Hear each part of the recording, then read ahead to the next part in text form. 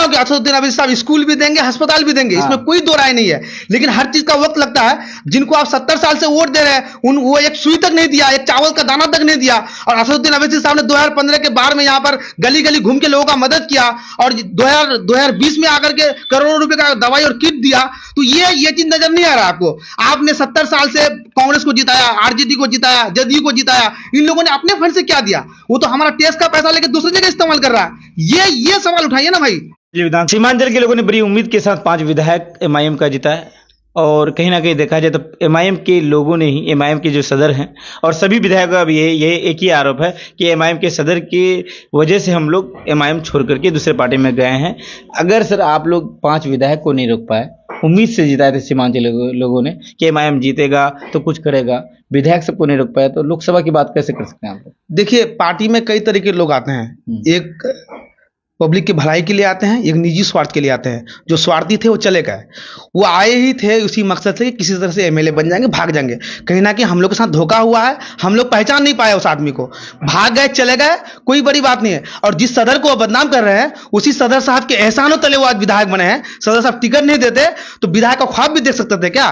5000 vote लेके आए थे, 8000 वोट लेके आए थे, तो जाहिर सी बात है अब चले गए, वो बहाना बनाना ही है, बहाना बना के चले गए, कोई बात नहीं है। अवाम अख्तरुल इमान साहब के साथ है, अवाम असदुद्दीन अवैसी साहब के साथ है। हमने तो बताया आपको कि 2015 लड़े तो बहुत ज्यादा वोट नहीं लेके आए थे, 38,000 वोट सिर्फ कोटा धामन में ले आए, बाकी जगहों में अच्छी हालात नहीं थी हमारी। 2019 आते आते हम लोग 3 लाख वोट लेके आए, 2020 में आके रिजल्ट दिए। इंशाल्लाह 2024 में आपको एक ही सीट नहीं, सिर्फ किशनगंज नहीं, बिहार से 10 जगह हम लोग इंशाल्लाह जीत के जाएंगे और 20 से ज्यादा सीटों पे हम लोग लड़ने जा रहे हैं। सर मजबूती की बात करें तो 2019 में जो मजबूती थी, 2020 में जो संगठन की मजबूती थी, वो अब नहीं दिख रहा है आप लोगों का, क्योंकि उस समय कमरुद्दीन साहब थे, उस समय आपके जो संगठन के लोग बहुत मजबूत थे। अभी तो टूट रहे हैं लगभग लोग। पम्मी बेगम छूट गई आपसे तारा सौदा छूट गई आपसे, राशिद साहब भी लगभग छूटे हुए हैं आपसे, और बहुत सारे ऐसे साहब हैं जो बड़े बड़े नाम हैं उन लोगों के, वो लोग आप लोगों से छूटे हुए। आप लोग बोले आप फिर जीत जाइएगा, कैसे जीत जाएगा ऐसे? मैंने तो पहले ही कहा आपको कि कई लोग पार्टी में आएंगे और जाएंगे। पार्टी में जो अवाम के भलाई के लिए आएंगे, जहाँ सीमांचल के हक और इंसाफ के बारे में सोचेंगे, वो एमआईएम में उनके लिए पक्की जगह है। जो लोग अपनी निजी स्वार्थ के लिए आते हैं वो भाई वो ज्यादा दिन टिकने वाले नहीं है। रहा सवाल राशिद साहब अभी बिहार के उनको सचिव बना दिया गया है। बिहार में वो मजबूती से शुरू से जुड़े हैं, वो है। दूसरी बात यह है कि हम लोग जो लड़ाई लड़ रहे हैं ना सीमांचल के लिए, लोग हमारे साथ है। यहाँ आप एक चीज महसूस कीजिए, फेसबुक वगैरह देखते हैं कि अवाम परेशान है एमआईएम के संगठन को लेकर के। और मैं ऑन कैमरा आपको कैसे बताऊं कि हम लोग कहाँ मजबूत है, कहाँ कमजोर है। इंशाल्लाह हम लोग मजबूत है, आपको कह रहे हैं ना।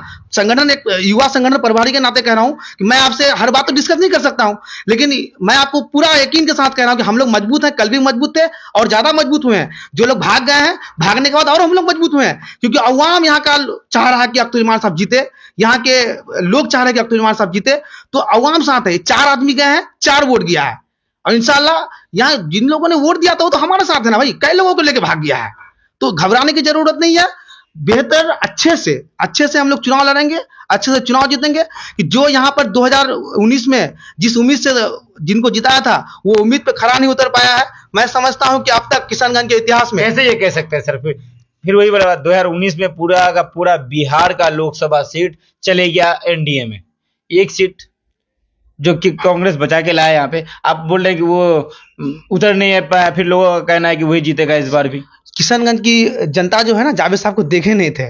अब मुझे लगता है कि साल में एक आध बार घूम जाते हैं तो लोग देखे हैं, लोग एक आध बार रूबरू हो चुके हैं तो उनको पहचान चुके हैं। 2019 में यहाँ के लोगों के साथ धोखा क्या हो गया कि लोग मतलब रह गए, मतलब दूर का ढोल सुहाना होता है, तो लोग उनको नहीं पहचान पाया, नहीं देख पाया। अब लोगों ने जान लिया है कि ये आदमी आराम पसंद आदमी है, अच्छे इंसान है, नो डाउट, लेकिन वो आराम पसंद आदमी है। नोएडा में रहना पसंद करते हैं, वो एसी का हवा खाना पसंद करते हैं। उनको जमीन से कोई मतलब नहीं है, किशनगंज से कोई मतलब नहीं है।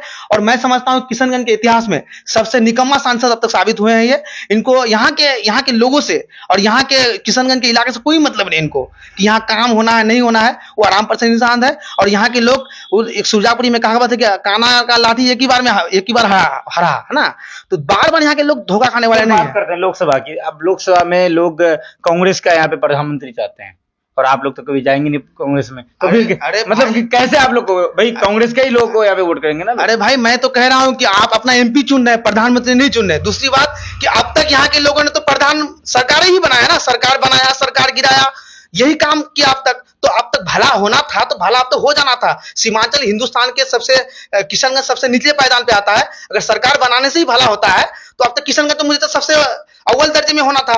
हम तो बोल तो रहे हैं कि हम सरकार बनाने की लड़ाई लड़ने नहीं जा रहे हैं, हम अपने सीमांचल के हक और इंसाफ की लड़ाई लड़ने जा रहे हैं। जो हमारा नुमाइंदा ऐसे जीत के जाएगा तो हमारा नुमाइंदा सबसे फहरिस्त में बैठेगा और सीमांचल की बात करेगा, किशनगंज की बात करेगा और लड़ाई लड़ेगा। ये नहीं कि पीछे बैठ के सोएंगे।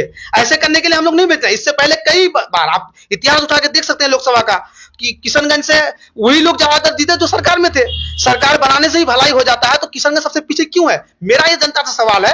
अगर किशनगंज सबसे पीछे है तो इसका मतलब है कि सरकार बनाने से किशनगंज का भला होने वाला नहीं है। एक अच्छा रहनुमा बनाने से किशनगंज का भला होगा। सर, आप अच्छे रहनुमा की बात करते हैं, आपके अमोड़ में भी आपके विधायक हैं एमआईएम के, सदर साहब जो हैं आपके प्रदेश के, वो एक अच्छे विधायक है, अच्छे बोलते भी हैं, लेकिन लोगों का कहना है कि बोलने से क्या होता है और बोलने से हुआ क्या अब तक? अच्छा, अमोर 2020 वाला अमोर और अभी वाला अमोर, 2020 का अमोर उजड़ा हुआ अमोर, बिखरा हुआ अमोर, अभी अमोर में सैकड़ों सड़क प्रगति पे है। अभी 70 से ज्यादा पुलों का काम हो रहा है वहां पर।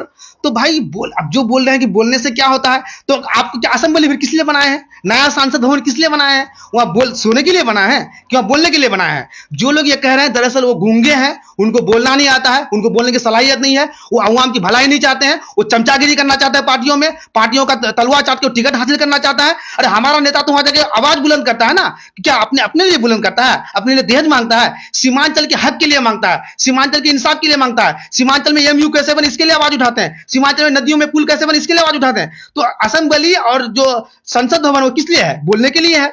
तो जो लोग इस तरह की बात बोलने से कुछ नहीं होता है, तो उनको अपने घर में झांकना चाहिए कि बोलने से क्या क्या होता है। सर, एमआईएम के पूर्व विधायक और राजद के वर्तमान विधायक कौशल रमन की जो है, उनका कहना यह है कि हम जब उनसे पूछा गया कि आप पार्टी क्यों छोड़े, तो उन्होंने कहा कि मैंने राजद में किया और राजद में मैं इस बार 102